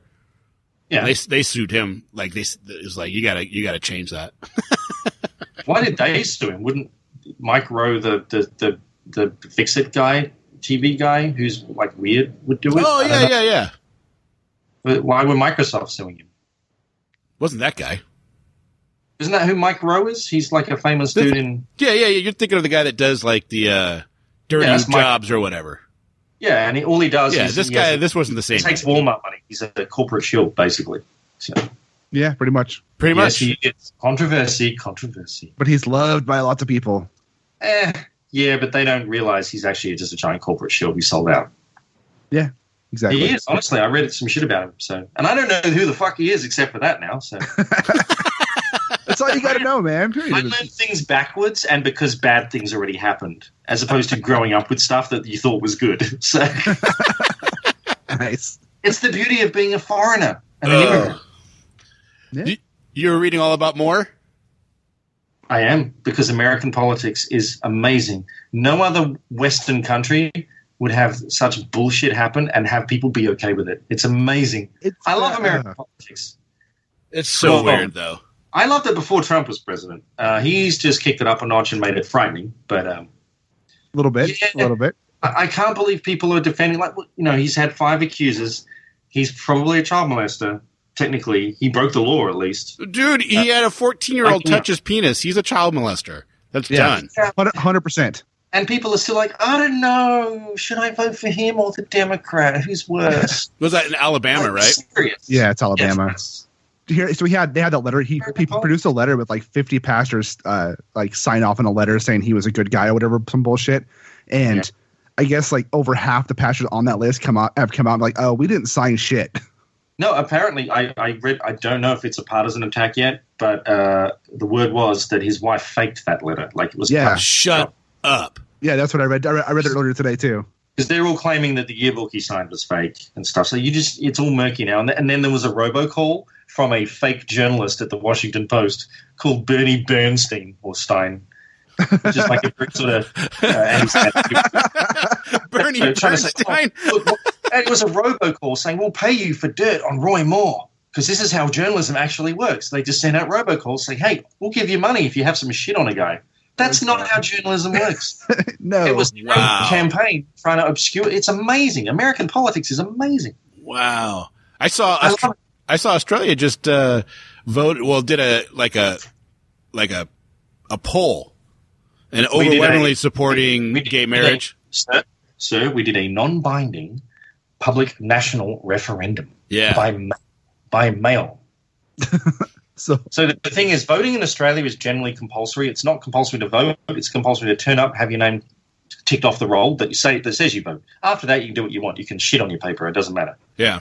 But as long as you do that, otherwise you get a small fine. So we have something like 92 or more % participation rate because it's the law. So no one has to worry about saying, oh, turn up to vote, please. I need you. They just talk about policies, which is great. That sounds wonderful. In Australia, we have a conservative government, right? Pretty well to American concerns. They're actually more Democrat than Republican because we're everywhere else is more liberal than American right-wing politics. But their conservatives didn't want to give gays human rights to be able to marry. So their way around it was like, well, we won't. No, we're not going to just because you could just pass it in Parliament for free because we already pay them, and it would be law. But they decided to spend over $120 million or something, and over several years, get to this point. It was like, oh, no, we're going to do a little referendum to see if the people want it and spend all this money. And here's the thing. The results are non-binding. So they don't have to do shit even after knowing that. Right. It was all a bullshit. And so a lot of the gay community and their supporters said, like, fuck no, we're human beings. We deserve human rights. Just pass a law, please, like everywhere else has done. Right. But the results came through, and it was like 60-something % in favor. So, yeah, it should be law because they can't – the optics would be horrible if they didn't pass something now by Christmas. So gay marriage will be happy in Australia soon. Do you vote? Do you keep your citizenship in Australia? I keep my citizenship. Doesn't mean I'm entitled to vote. Oh, really? Every country is different. Yeah. I can be – if I was an Italian citizen – and I'd lived in Australia for, say, 50 years, I could still vote and have that count in Italy. They actually have, I forget how many it is, but they have several members of their parliament who represent Italians overseas. Oh, jeez. They are aware of their expatriate community. It's amazing. That is amazing. I'm not able to vote because I haven't lived there for a certain amount of years. So, and that's fair enough. If I don't live there, what right do I have to tell the rest of them how to do shit? Yeah, that's true. By the same token, if I live in America, I should have the right to say about where my taxation without representation bullshit. Yeah. You definitely should be able, especially in local politics where you live, you definitely should be able to vote. In some you can, actually. I haven't read up on Seattle yet, but in some you can actually vote more local, maybe even state, but just not nationally. Well, I don't think... Without being a citizen. I'm eligible as a citizen, so... Yeah, but your local voting, your local government affects your day-to-day life so much more than your federal voting. It does. But some people don't always get that. I'm in one of the liberalist counties in one of the very liberal states in the whole country, so it's like my vote. This is true. I'm pretty much going to agree with most things. Yeah, this is true. I mean, it's and if I actually disagree, pretty it nice. doesn't matter. Yeah, sorry. Right? It's like whatever. No, it's okay. We've been going for over an hour now. It's been. I don't know how long these things are meant to go. You're the one. No, we go as long as people will let us. It's awesome. You talk about Roy Moore and child molestation. It's amazing. You can talk about whatever you want to talk about, man. We don't care. The election is like December 12th. I can't wait for the outcome because either way, Republicans are fucked. Which, I want them to be too strong. I'm not that partisan. I want two strong parties, but my God, they have some horrible choices right now. And they make all the worst choices even for that. So it's amazing. American politics is amazing. I love it. How many parties in Australian politics? Do you guys do it by part? Do you guys do a two-party? We do have two main parties, but we have a much more democratic voting system. We call it preferential voting. So what it means is, like in America, you vote once and you waste your vote if it's not for the winner or at least the next guy that might have won or girl. So it's first past the post, right? So someone can win with 30% of the vote. Right, because we use the electoral college. Yeah, 70% of people. No. I'm just talking normal elections. Forget presidential. That's a whole nother ballgame. Yeah. If you have three people running, one guy could win. Well, whatever, how many? Yeah, I see what you're saying. Yeah, I see what you're saying. Arnold Schwarzenegger won with 30% of the vote in California. 70% of people didn't choose him, but they lost. That's not democracy. So in Australia, you have your list of candidates and you number them 1, 2, 3, 4, 5. And if no one gets 50.1%, the bottom guy or girl, their votes, they look at the second preference of those people and they get added to all the other candidates until you get one candidate that has 50.1% or more, which is the agreed candidate for a majority of the people. It's not that's interesting. Yeah, it's not the person only a few really want. It's the person the most people don't mind the most. Right. Which is democracy, real democracy by consensus. And it means you don't throw your vote away. Your second choice might be the winner, and you like him the second most. That's fine. Yeah. I like that. CGP Grey did a great video that explains what you talked about, like in super detail and really well done. But yeah, if you just search CGP Grey on YouTube for I think it's alternative vote explained. It goes through with pictures and shit, explaining everything. Yeah, and cool. that's just for regular elections. So, yeah, because here a third party is screwed, but in Australia we have several viable third parties, and I vote third party generally, but then I still vote for the big two, one of the big two, at the end of the day, because the third party gets their numbers matter.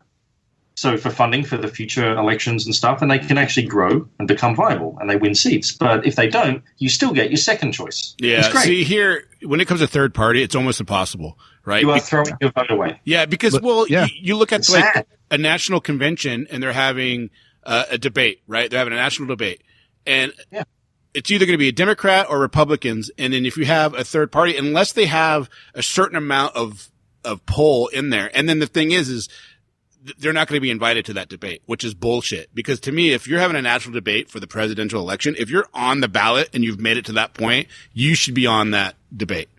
Because your opinions and how you would handle things is not being heard on a national level.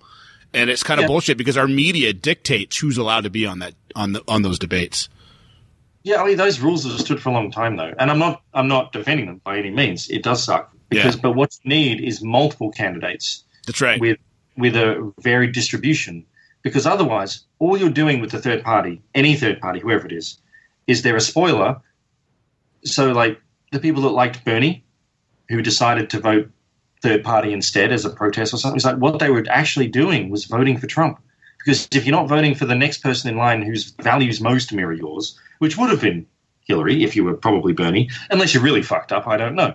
Right. But generally speaking, I don't think I was a Bernie guy. I liked Bernie. Yeah, but me too. Me too. I didn't support Trump's idea of that stuff, although I can see the appeal. But those people deliberately, directly elected Trump in many ways, you know? Yeah. Because a lot of them voted for Bernie otherwise. But that's a whole other ballgame. It's a spoiler vote, unfortunately. It sucks. Yeah, well, Bernie's kind of a bad example of that because he was running on the Democratic Party, right? And the DNC kind of fucked him. Oh, no, yeah, there's a whole other ballgame. Yeah, but if you're like a Ron Paul or a Rand Paul supporter, on the Libertarian card, that's a definite throwaway. Well, if you vote, unless you're a lot of those people would go to the Green Party, or some of them, libertarianism is simply about free pot. And I'm sorry if you're a libertarian. I'm sorry, but the hard right economics of libertarianism is what I consider very far right and to the right of Republicans. And so, to me, it's not a wasted vote if a libertarian votes for the Libertarian Party. It just keeps the Republican down, which is okay by me because I am unfortunately a liberal, relatively progressively liberal. So, not on everything. I identify this. Sorry. But I'm a social libertarian. I'm just not an economic libertarian because that shit's never worked anywhere in the world. And I come from a country where socialized medicine works and all sorts of things work that you guys are very afraid of in this country and have scare campaigns about, which is sad because they work. Yeah, but do you think socialized medicine like that would work for 300 and plus million people? Okay. This is, and I don't mean to offend you. No, you won't offend me at all. I'm just playing devil's advocate. Has a lot of people and this has happened more than once, especially when it comes to voting and how some things can say. People say, well, there's a lot of people in America. Well, I don't know if these people have heard of economies of scale. So if you're dealing with 10 people and then suddenly you've got 1 million people you have to do the same thing with, that's exponentially more, right? Right. And that's fine because people build systems to handle many more people. That's fine. You can do that with anything. So your country having 300 more million people doesn't stop anything from working. Right. It just, it's fine. It's fine. Because there's more people to do the things too. And it might create more jobs. Who knows? Yeah. I'm all for it. It doesn't mean anything, really. Honestly, it doesn't. There's a few socialist ideas that I have that don't fly when I talk to people about it because I believe at some point we're going to have like a universal wage for people. Oh, you mean universal basic income? Yep. Well, that'll happen, but it won't happen in America first. I guarantee that. No, it won't happen in America first. Absolutely not. Yeah, and I think, because I think of automation, and as automation, starts to come in, and more goods, the beginning of automation, everything's going to jack up in price. Right? It's just like having that first spoon made where you have to build the mold and everything happens and everything is really expensive on that first spoon. And then as you produce more and more spoons and you get to 1 billion spoons, then that cost of that spoon goes down to half a penny, right? That's economies of scale. Yeah, that already happens and automation's already happening. Exactly. But there's going to be a point where your automation is going to be to the fact that there is no farmer that's going out there and tilling those fields. It's all automated. So from the time that food is grown to the time it hits the grocery store, no human hands has touched it except for you, and those products. I don't know if people are really bored with this yet, but please tell me you've read an article about the transport industry and automation because that's coming and that'll come by 2020, 2024. So and that's going to kill Republicans. Oh yeah. Because, I was listening to the Obama's what is the Federal Transportation Authority? And, TSA. Yeah, this guy has the FTA. The FTA. But I didn't realize they have the biggest budget in all of the government, right? And they employ the most people. And he lives in New York City. This guy, and he was talking about a 16-year-old daughter, and he's like, "We live in New York City. We probably will probably never not live in New York City, and my daughter will probably never have a driver's license, but she doesn't need one because she just calls Uber and an automated Uber comes up and picks her up, and there's not even a driver in it. And the first couple of times that this happened, he was like saying, it freaks you out the first 2 or 3 times that you ride in an automated car like that. But after that, you're fine. And all of a sudden she's doing whatever she wants to do. She's getting on her laptop. She's getting ready for school and she's going. No big deal. And that's going to progress as life goes on. And no, but I have a big problem with that because that shit could be hacked and kill millions instantly. It could be.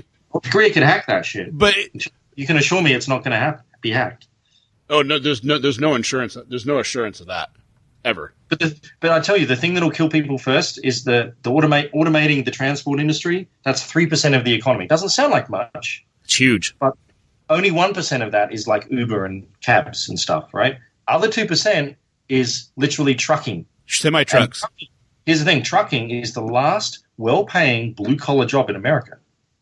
It is the last decent job. You can just drive a truck, right? Where you can get shitty hours. But here's the thing. Those truck drivers support all these little towns as they go through them, bringing products to the big cities. And if there's no people driving those trucks, they don't need those towns either. So all of rural America is going to go through a seismic shift in the short term, in the future coming up. That's going to be crazy. That's going to break shit open for Republicans. It's going to be crazy. You think people are angry now about shit? Rural jobs, yeah. You're not real. The robots are coming. The automation's here. That's when the discussion of universal wage is going to have to happen, right? Oh, it won't happen until literally the people in power feel so threatened that shit's getting so bad that they do it. Yeah, exactly. Here's the one other thing. I don't know, apart from Obama and the healthcare thing, which was weird, America only seems to make, from my experience, and I love history, I like reading, only seems to make great advances at points of crisis. Yeah, that's fair. That's my feeling on it. So hopefully, it's going to get to a crisis point before that happens. Everywhere in Western Europe is going to have a basic income, probably before America, I'd say. Well, Australia already has self-driving 416-ton trucks hauling around raw materials. Yeah, they didn't when I left, but that was like 9 years ago. So we have huge road trains already. So yeah, well, you got the big. That wouldn't surprise me. You got the big gravel pits, right? And they're putting the stuff into those big 416-ton trucks. No, you mean in the open mines? Yeah, okay. Yeah. Not on the highways, mining trucks, but in the big mining trucks. Yeah, exactly. But that's just one step away.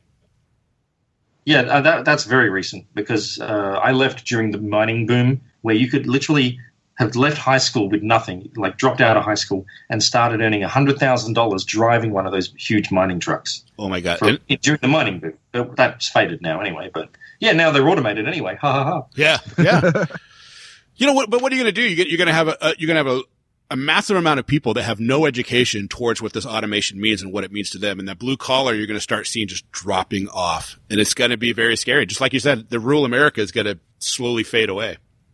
Yeah, and that's a very American problem because America treats education as if it's a hindrance, like you should be penalized, and it's a product. Most other countries in the Western world treat it as an investment.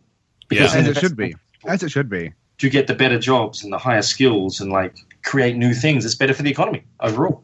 It's better for society overall if the population is educated. Well, that's the one thing. Like you could talk about Clinton and people can have whatever their feelings towards Bill Clinton is whatever. But more Americans went to school under Clinton than ever before, and people learning that's a good thing, man. People learning things and learning how to critically think and knowing things stops them being susceptible to certain other things, doesn't it? The critical thinking is paramount because that's how you can disseminate all of this fake news that you read off your Facebook page. Right? Understanding what they call fake news might not be fake news. That's actually journalism from people that learned journalism and went to journalism school and research things. I'm not saying they're not always right. They're not, but I'll trust that method. It's like trusting the scientific method versus a guy throwing bones in the air and saying, "Oh, it's going to rain now." That's right. Right. That's the equivalent. That is the equivalent. A guy on Facebook with his badly made Photoshop graphics saying this is real versus a journalist, an actual accredited journalist. I don't know. Yeah, it's a crazy world, man, and it's just it kills us all. It's going to get more crazy, and then the meteor will come, and then we'll all be dead. And I apologize to your listeners who are Republicans. I don't mean to take it. I just find American politics amazing because I'm from the rest of the world, and we don't do your crazy shit. We thought Sarah Palin was the most amazing thing, like crazy-wise. What? You don't mean she's waving to the Russians from her back porch? She was so entertaining. We could do more crazy than Palin. Obviously, we have. Well, Roy Moore is gonna, if he wins and he goes through like this guy. Oh man, it's gonna be insane if he wins. He's more than Trump. He's more than Trump. It's incredible. Well, I was reading that article. They were talking about that there's a lot of GOP that don't even like the guy, but now they're feeling like they're getting stuck. They didn't want him anyway. Yeah. That's why I love politics, because it's the shifting alliances, and people have to eat their own bullshit now because they was the moral party for so long. It's crazy. I love it. It's just a big TV show for me. It's my sport. I don't do sport. I do politics, and politics actually matters. So, hey. It's like a soap opera. It's wonderful. Yeah. You're watching the stories. Democrats are not squeaky clean either, but no, they're not. I'm not a complete partisan or anything, but it's fun. You got to look at both sides and try not to get your news from one outlet, right? No, that's just multiple. Shaded from one thing, and that's it. You got to get it from multiple sources, and then make a decision on your own. Yep, I get my news from Australia. I get it from Britain. And Canada, all about America. And then I read some American stuff too. That's probably a really smart way to do it, though, because you get that outside look and you get a worldview of what's going on, and then you come inside and go, okay, I can totally see. You can do that especially for a lot of the British stuff, like The Guardian, and BBC is BBC. Blah, blah, blah. And in Australia, because honestly, and I'm not trying to talk down to people, but our media is different. We have what's called adversarial interviews. They're not just press conferences and PR pieces for politicians. It's like we like getting into actual nitty-gritty facts and stuff. Right, it's get into the meat of it. I find it more informative than a lot of the talking head bullshit that goes on American TV, which is just people's opinions half the time, not investigative journalism, which you need more of. Yeah, we do. You're finding out a lot about me, aren't you? I'm sorry. No, I love it. Are you kidding me? These are all my hobby became my job, so I have to have other fucking passions. It might as well be caring about America. Hey, I've done I did a whole book on all the presidents, right? I did a biographical kind of pin-up book of presidents, all 44 of them at that time. So I put my money where my mouth is. I love this shit. What's it called? Love America. The presidents of the United States of America. With my name at the top. But I can pull up Ben Templesmith's, blah, blah, blah.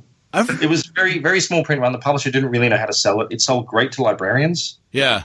They never sold it to schools, so otherwise it probably would have sold well. And it was definitely nonpartisan. It just tried to deal with actual facts of shit that happened. Yeah. You couldn't say did not happen. So, yeah, it was great. I want to see that. I want to check that out. That'd be interesting. There's a few copies around, maybe on eBay. I don't even have it. As you, I don't have the rights to reprint it, sadly. Oh, really? That is sad. You can buy it on Amazon. I did it for the publisher when I was on staff, so it's like it's nothing to do with me now. And if they ask me to update it, I don't think I could do Trump. I did it when Obama was president-elect, so Obama just had a blank page in his picture. So I didn't even get into the modern shit. Oh, okay. Bush. So you had to do a lot of research for all these presidents, yeah? I did. Yeah. A lot of Wikipedia and then other sources. So when you got done, who was your favorite president? Who's my favorite? Yeah. Probably Lincoln still. Yeah. Lincoln's always going to be the best. He kept the country together. Yeah. Yeah. Ulysses S. Grant, kind of a fuck up, but still a great American. As a president, not so great, but before that, he was even greater. They're going to do a bio picture on him now. Are they really? Of Ulysses S. Grant? Yep. That's cool. During the war and then when he was president. But the one I lost respect for the most was JFK. Oh, really? He didn't do half the shit. It all came after because he died. Yeah. He didn't actually do some. His brother wanted to do a lot of stuff, but LBJ brought in all the real shit because he died. So, yeah, JFK didn't actually accomplish huge amounts except for saving the world from nuclear Armageddon. So, yeah, the Cuban Missile Crisis. That's a crazy time. The Cuban Missile Crisis. My dad was a submariner at that time. He was in the submarines during that. Well, get ready for the sequel, my friend. Right. And we're all up, guys. Here we go. It's going to be Yeah. You know the generals, some of them are saying, we think it's a 50-50 that there'll be a war before next summer. Or by next summer. With North Korea? Yeah. Shit's going to go down. Who knows? That's going to be a shit. You think China will back them, though? I mean, because China's like backing away quite a bit from North Korea. They won't go, like, they can clamp that shit down quick if they wanted, but I don't think they're going to join North Korea. But they'll check their own interests if it comes to it. But it's going to be a shit show first. Well, because I wonder, like, in the 60s, in the 50s, you know, the expansion of communism and the expansion of I almost said documentaries. Democracy was very much prevalent on why wars and quote unquote police actions happened, right? Well, it's a Cold War. Well, here's the thing. If a country invades another country, even if it was a dictatorship with a general in charge at the time, and at least it wasn't communist, so America loved it. Right. I mean, you can't just let anyone invade everyone because, you know. No, but you don't see that as like it's not as. How am I trying to say this? It was a bigger issue. It was a chess game. Yeah, it was. Yeah, it was much. Now it's more economically motivated. You know, beyond territory, it's money has become a huge. It's resources. Yeah. Well, that's because the actors themselves, the main two, or main one now, can actually have a big hand in it and a relatively free hand until recently. Yeah. China's coming up now. Russia's still weird, and you know Europe doesn't give a shit. So, what'd you think of what do they call it? Brexit. I think much like America, just enough redneck. Well, they're not redneck over there, so I don't know what they are, but they were low information. They got a lot of country over there, man, and a lot of rural people. The scared, somewhat bigoted people who didn't like immigrants decided this is what will fix everything. But they were also told, if we do this, it means we'll save all this money that we apparently give to the EU. Well, they give. I'm actually a British citizen, technically, too. I have a passport. All that money they give to the EU to subsidize some smaller, poorer countries because they're in it together, like a mini United States, really, kind of, almost, without being a true country, that they'd get that back and that the Conservative government would magically put it all into the social health care system. Right. Which always use more money because, you know, the Republicans, the Conservatives there have always been stripping public funding institutions of money and funding to make them shit so that you say, look, this is shit. We should do something different. Like, put some money back in it, you idiots. But anyway, that never happened. They were sold a lie, and a lot of them regret it now. So if it was held again today, it wouldn't potentially pass. But they made their choice. Have they finished fully the exit fully? No, it takes years. It was like 2 years as of March that they have the negotiations and stuff. That is so crazy. It takes a long time to divest yourself peacefully. Yeah. The South could learn a lot from that because they ain't going to get shit in a U.S. exit deal. Do you think that the Greece financial debacle with their banks attributed directly to England wanting to come out of the EU? To Brexit? Well, first off, did you think you'd be talking about this tonight? This is amazing. No, I love it. This is great, man. This is awesome. Greece was a shit show. Yeah, total shit show. And like they still owed Germany a ton of money, right? They were paying government workers their full wages who hadn't turned up for work for years. Literally, it was all going elsewhere. It was crazy. I don't know if Brexit, the Greek shit mattered too much in it. It was more about because my dad, he voted for Brexit, and so did my uncle because they're English, or they had the right to vote. Yeah. And I was very disappointed in them because they're generally very logical, fair-minded, educated, liberal people. But they didn't like too many of these immigrants coming in, to a degree, right? Which is hilarious because the immigrants they're talking about Polish people, white blonde people generally. Because all the other immigrants are a legacy of the British Empire, and they have a right, or had a right, to move to Britain if they wanted. All the Indians, the Sikhs, you know, you get a vast mix of people in the UK now because they had an empire and they shadowed it, and some of those people wanted to move back to the mother country, as is their right, potentially. So I don't know. It's weird. It's weird, but they played to the base instincts for a lot of people. The Independence Party, the whatever they're called, UKIP, they're not very nice people. They're very kind of hard right, playing on bigotries and things, ripping people apart, not bringing them together, unless you're proper British. Right. I'm more proper British than most British people.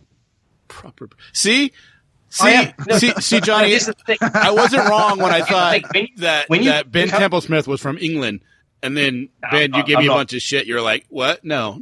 Here's the thing. I'm born and bred Australian, right? Right. But Australia, particularly, we have a lot of Anglo culture as well as American culture now. But when you're an immigrant and you leave a country, and you live in another country for a period of time, you get used to that country. But you keep your culture with you as well, and you remember, oh, this is how we used to do it in the old country, right? Right. The old country moves on and changes and does things. So I like fish and chips. The national dish in the UK now is curry. I like fish and chips. I like the old school shit. I'm more British. That makes sense, right? Yeah. Fish chips are so much better than curry. Well, good fish and chips. I can't get them here, unfortunately. But yeah, I mean, it's culture changes over time. What makes a good fish and chips? It's one piece of fish cooked in nice melt in the mouth batter, and big chips, what we call chips, which is not fries. They're big. We call them almost wedges, but they're just the really big ones. Yeah. But not too big. That's what she said. She never says that. No, she doesn't. Only a good person can fry them up properly. Yeah. That's all I'm. Not everywhere in America, in Australia or Britain could you get Ben, good you're fish. in the Northwest. I mean, this is like a seafood mecca for America, right? Yeah, it's great seafood, great landscape, great weather. I like the weather. We got to find a place for you to get fish and chips that is least comparable. Maybe not something you're going to fall in love with and be like, right, this is the one. I'm sure there is, but I haven't gone out looking, and I don't drive, so I can't go everywhere. Okay. So. Yeah, we got to find one. There is a food truck that has like this giant piece of fish for fish and chips, but I think it's more the novelty of it being this really big piece of fish than anything else. See, I don't miss that culture as much because I love American culture. Yeah. I love hot dogs. You guys have great hot dogs and burgers and fries and all the American comfort food, mac and cheese. Believe it or not, these are things that not every other country has. Yeah. You guys, I understand why people are fat. Thank you. Yeah, we got a picture to prove it. I don't know if we tweeted the picture of us three together at Jet City, and the look on your face is so funny because me and Johnny we're not small, you know, and it looks like we're just getting ready to crush it. We're not small. That's when I say we're fat. I'm not saying anything about you guys. You guys are great, but the food doesn't engender itself to being slimming. Right. That's all. So you have to work out at the gym hard, you know, if you want to keep eating as much of the good stuff that you like. So, That's right. Have you gone to Tipsy Cow? have I tipped a cow over? No. There's a restaurant called Tipsy Cow. No, I love your segues. Also, you just ask a question. Yeah. Well, we're just having a obviously- conversation. It's like we're at the bar having drinks and we're bullshitting. Yeah. I mean, that's the way it is. I don't have any segue. I got no outline in front of me, man. I'm just asking questions. We're talking about burgers, and Tipsy Cow is a restaurant. There's two of them that I know of. There's one in Redmond and there's one in Woodinville, and they do all organic grass-fed beef, and they make amazing burgers. And if you have a chance to go, check it out. I would like that because I do eat meat. Yeah. But I only eat the meat of animals I know, to my belief, I think I could kill myself if I had to eat them. So human is on the menu. Yeah. Well, there you Friends go. and not. You know, I don't eat lamb, but that's not because I couldn't kill a lamb. It's just because I don't like the taste. Oh, it's greasy. I don't eat veal, though. I don't agree with the veal. So. yeah. I mean, neither. Well, the subjugation of what they go through is pretty horrendous. I like buffalo, though. Buffalo's good. Yeah, they do buffalo there too. You find yourself in Redmond or Woodinville, Ben, you just call me and I will come and buy you a How burger much there. they pay? You like Sounds what? Are they sponsoring you? Are they paying you? They are. You found me out. You're going to put the ad on now, aren't you? Just put the little jingle on. We should though. We should get them as a sponsor. We actually have one. We actually have one sponsor, and we got really lucky because I'd known these people. They're a real estate company out of Edmonds very Realty, nice. and they actually sponsor us to do 10 episodes to have just their ad on the front, and then we're gonna do them. We've done like how many shows have we done where they sponsored Johnny? Like 5. I think 5. Yeah, I think half of them so far. Yeah, we're trying to do ones where we have more of a local connection so that they have more local people, Okay. you know, because we get a lot of people out of like Tacoma and Marysville, or not If I Marysville, actually but had a little bit of money, I would love to sponsor you guys, just so I could have the right to say some weird shit or some fart noises or something at the front, and you'd have because I was paying you. we'll do that for you anyways, man. That's cool. I seriously fantasize about ever being rich enough not to spend money and live on an island or something like that. Yeah. I just want to buy every billboard in a city like once a year for a whole day or a week, and just put up random weird shit. And everyone's like, "What the fuck is going on?" But it's just like some random picture of a dude's butt, or that would be awesome. and then it's just some weird tagline or something. And no one understands anything about it. It's all totally secret. But someone with money fucks with everyone. If I was Bruce Wayne, I'd do the shit out of that. That'd be perfect. That would be It's hilarious. the best way to spend your money right there. Exactly. You know, Have fun. I want to have enough money so that when I die and I get buried, and I want to be I don't want to get cremated. I want to be in a coffin, but I want them to have a music device. And so like every few minutes or when somebody walks by my grave, the music starts playing. I just want a motion detector-y thing. Yeah. So like I Will Survive will start playing and somebody's like bereaving their loved one that just passed. And all of a sudden, at first I was alone. I was petrified. I just think it's so funny. I don't think that costs much. What? No? You wouldn't have to even be rich enough for the estate tax to hit you. Yeah, but I'd have to have Which is something not that works in perpetuity. It's like the eternal flame. I want eternal music. Dude, they don't make anything for they make something that might last a century at best. That's long enough because anybody I know by then will be gone.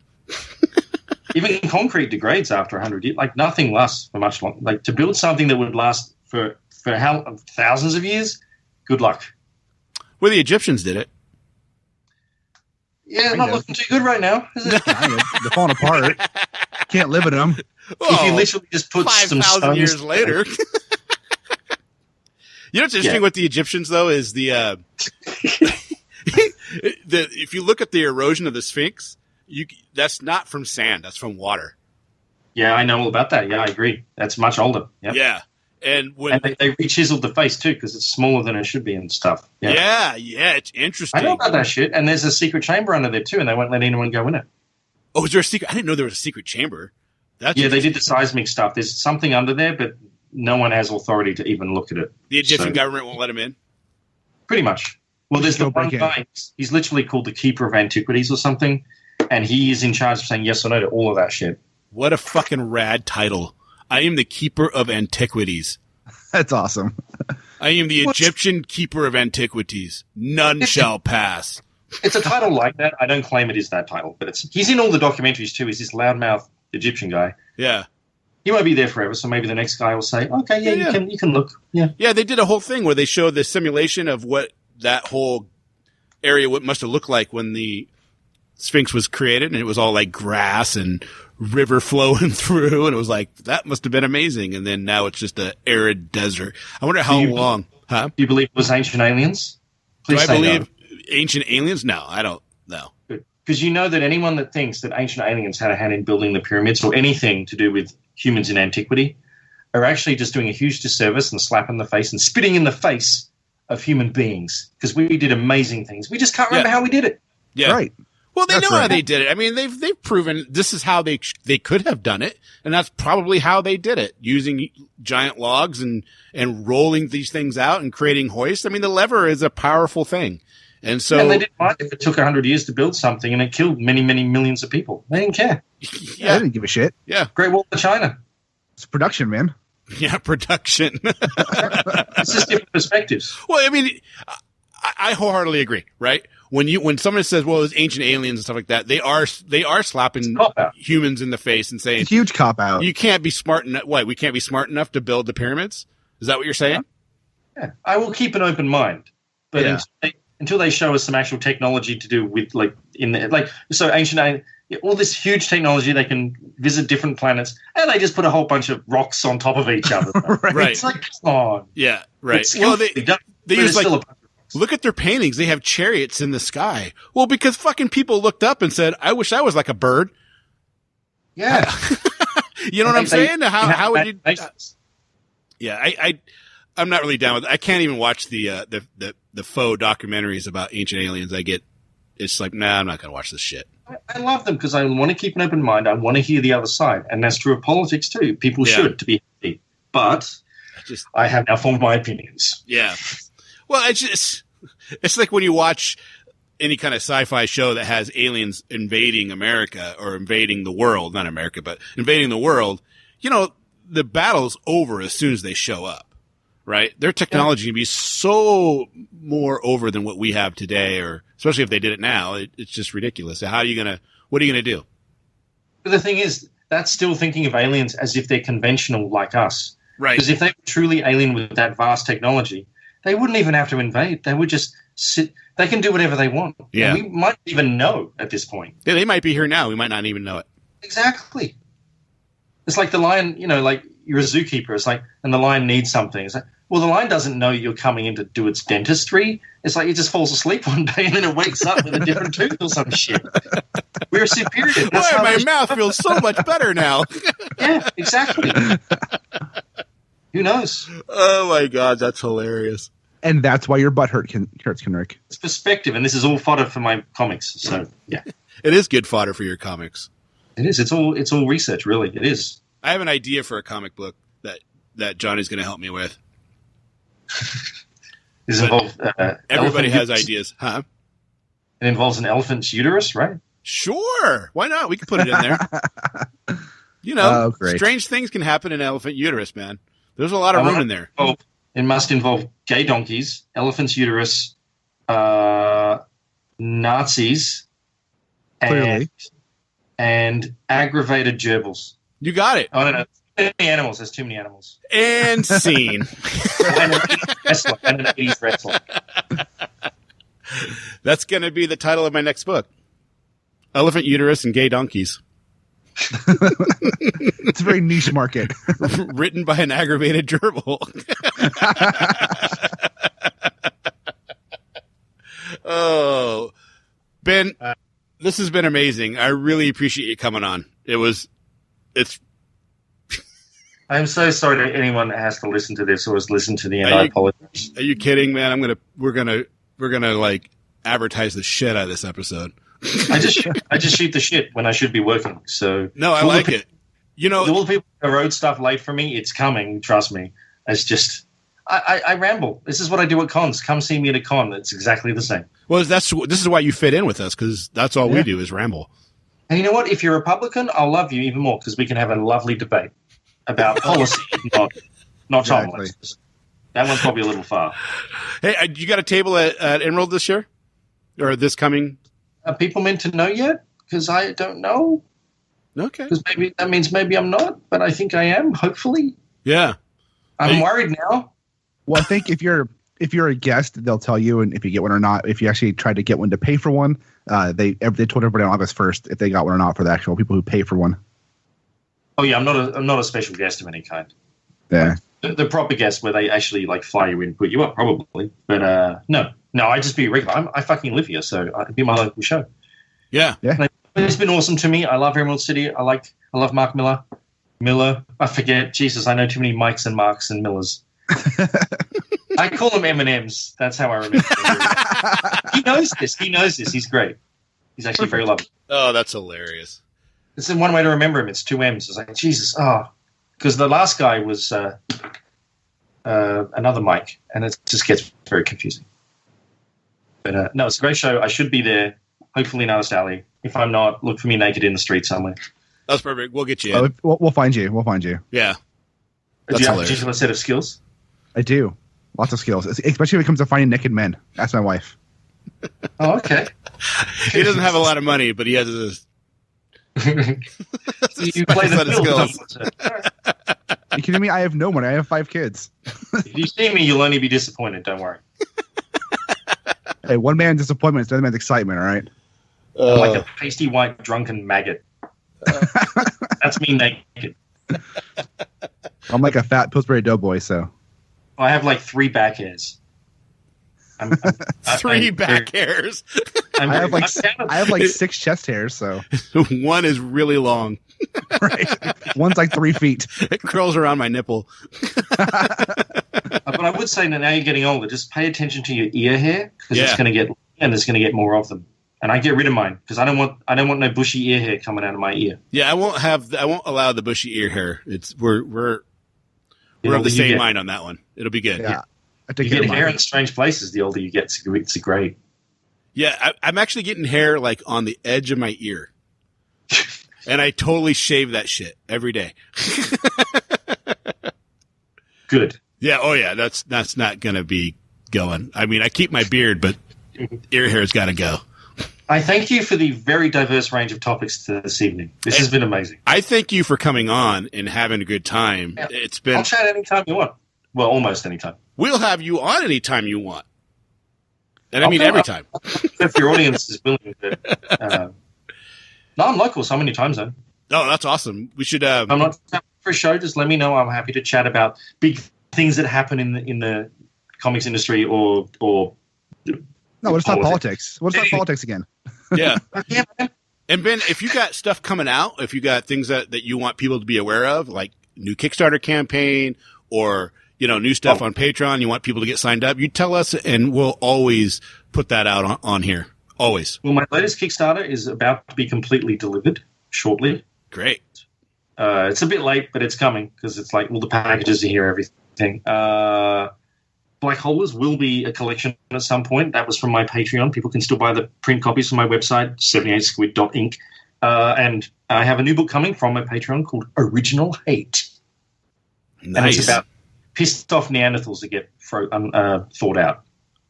Original Hate. I like it. I love the title. That's a great title. The first genocide was Homo sapiens against Homo Neanderthal. This is true. This is true. Up. Yeah. But they looked different to us, but the same, and they were another human species. We probably killed them all. So they're pissed. The ones that came back are pissed. That's my new book. That's a great I'm almost concept. finished with the first issue. Awesome. Well, we'll put all of your links that we can have. If you want to send us the links that you want on the show notes, we'll put them all on there as well. Honestly, patreon.com/Templesmith and 78squid.inc. INK. That's Done. it. That's Done. me. Perfect. That's it. Done and done. And we'll probably get this episode out next week. Oh, well, thank you. I will be more online next week, and I will spread it. Awesome. Thank Spread it you. like The plague. Like the plague. more like gonorrhea, but let's not get too ambitious. Chlamydia is not a pretty flower. No. Neither are blue waffles. All right. Thanks, Ben.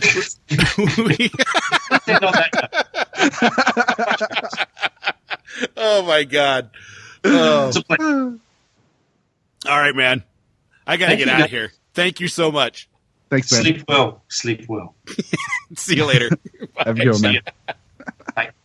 Holy shit, that was awesome. Yeah, dude. You know what I liked about that episode, Johnny? Huh. You got into it. You Yeah. engaged more than in that interview than you have on any of our other interviews together. I know that you do all the Kickstarter stuff, but that's like a one-on-one conversation, and you have a particular goal. These are different, right? These are just hangouts. And Right. This is the first time that, I don't know, you felt comfortable and you got into it. I liked it. Yeah, well, It made it easier for me, too. He was so easy to talk to, man. Oh, yeah, I really like him. He's going to be on. We're going to have him on as much as we can. I felt like I was talking to a buddy. Yeah, that's Like- why you were like laughing at my segues about like cheeseburger. Well, it's like, dude, that's how you talk when you're in the bar and you're just bullshitting.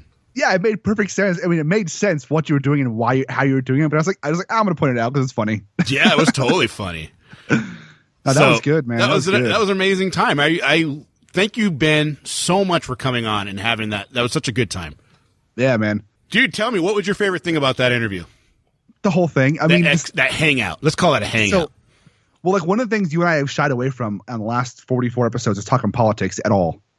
At all. Yeah. And it was at first I was like, well, he's talking a lot of politics. I'm like, well, should we really do this? And I was like, you know what? Fuck it. Let's do it. And it became so organic, and it was just, it was nice. He has he has that outsider perspective, and we have he's been here for a while, and it was very, I felt like we could have had that conversation with him and somebody on the right, and it still would have been a good conversation. He was not expecting me to ask him the question, do you think Brexit was directly affected by the financial downfall of the Greek?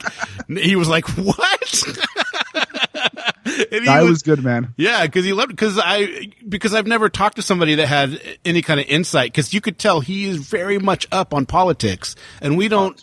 Well read. And yeah, he's well read, and that's one of the reasons that I think you and I shy away from it, because we don't read about politics, and I don't want to sound like a moron about something I don't know anything about. Well, I do read politics, but not to the level. Not to the extent. I follow news and politics daily, but not cursory stuff. He's doing. I think you and I do the same thing. Stuff. It's cursory stuff. He's much more in depth, and he has much more worldview of what's going on than we do. Yeah, I feel like next time he comes on, I'm gonna have to do some research on like politics and shit before he comes on. I mean, how many different things did we talk about? A lot. I mean, it was good. It was this. I think more than any other quote unquote interview we've had or hangout we've had, this right here solidifies the fact that we just want to get on and hang out and talk to people, and if we just let it go where it's naturally going to go, it becomes a better conversation. Yeah, it was a good time. I really, really appreciate him coming on. I can't wait to see what he has coming out, because his work is amazing. I mean, it really, really is. And I think I like the fact that he kind of downplays, like he's like, oh, well, I'm not anybody, but it's like really whatever. He's literally one of my favorite artists in comics and has been since 30 Days a Night. Like, I love his work. I loved his work since that I was when I owned the comic book store and 30 Days a Night came out and a book came into the shop or into this, into our stuff. Yeah. Like, artwork is so fantastic. I believe that he's very influential. Yeah. Because he has such a unique style compared to a lot of people. I've tried to mimic his style, and it's not easy. No. Yeah, I couldn't imagine that it is. It's just, I don't know, man. He's such an easy guy to talk to as well. That made a big difference. Yeah, it was great. I look forward to having him on again, talk about something else, random, whatever. I can't wait to go see him at Emerald City. Yeah, that's gonna be cool. Yeah, and getting, I don't know. It was cool. We're kind of so gushing over this guy.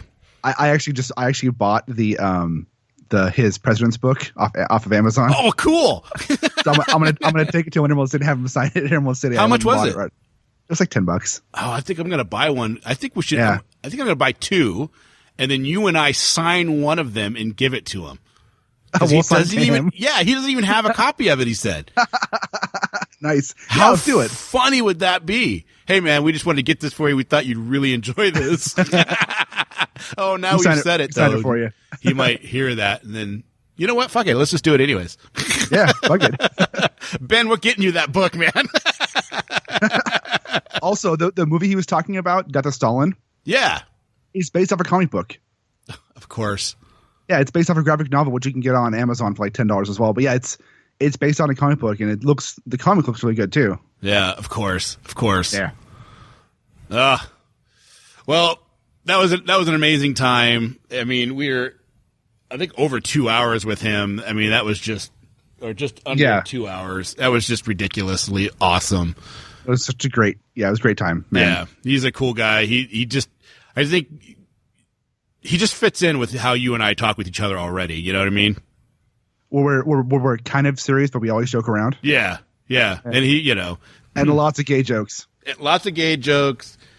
I thought it was really funny. Gay jokes, more just effeminate jokes, because who gives a shit if you're gay? It's funny. I think it's funny that he called me the dumb one, and then you were like, thought he was talking about you, and I was like, I had to explain you the joke, and I was like, okay, well, are you sure you want to bet on this horse? Hey, now let's just take the fact that he said I was the well-spoken sounding one here. All right, I'm the rocket scientist one. That's true. What's funny is my dad was a rocket scientist, and you got the comparison. What the fuck? My dad was a computer scientist. What the fuck? Whatever. Are we comparing notes? I'm just saying. You said rocket scientist. I'm just saying. Our dads are awesome, all right? That's so funny. All right, man. That was a show. That was a show right there. That was a show. Show. So follow us on Facebook. Follow us on Twitter. That's where you'll get most of the interaction with us, is on Twitter. Yep, all the time, all day long. You can go to see us on Patreon. Patreon.com/spoilercountry, and you'll find us there. Yep. You can listen to us on TuneIn, on SoundCloud, on iTunes, on Google Play, on Stitcher. Everywhere else. And just about everywhere else. I mean, there's a few places that we're not on, but whatever. But fuck them. Yeah. Right. Gotta be so angry about it, man. Jeez. Yeah, no doubt. Jeez, man. And check out Ben's stuff, man. Go to patreon.com/Templesmith. Check out his website, 78squid.inc.